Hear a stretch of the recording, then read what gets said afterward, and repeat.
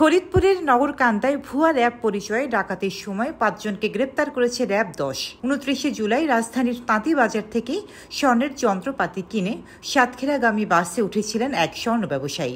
বাসটি ফুলবাড়িয়া গুলিস্তান হয়ে যখন ফরিদপুরের নগরকান্দার জয় বাংলা মোড় এলাকায় পৌঁছায়, ঠিক তখনই একটি মাইক্রোবাস বাসের সামনে এসে থামে এবং র্যাব পরিচয় দিয়ে কয়েকজন লোক বাসে ওঠে। জোর করে ব্যবসায়ীকে বাস থেকে নামিয়ে মাইক্রোবাসে তুলে নিয়ে মালামাল ছিনিয়ে নেয়। তাদের কাছে কিন্তু স্বর্ণালংকার ছিল না, তাদের কাছে ইও ছিল না।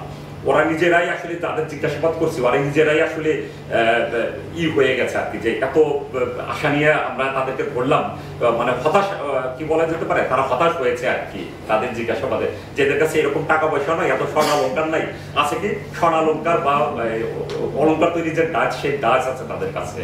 আসলে এরা বিভিন্ন সময় টাকা দেয়। যে কয়েকজন সদস্যের নাম বললাম, দিদার কিন্তু অনেকদিন কিন্তু জেল খেলা চায়, 3.5 বছর।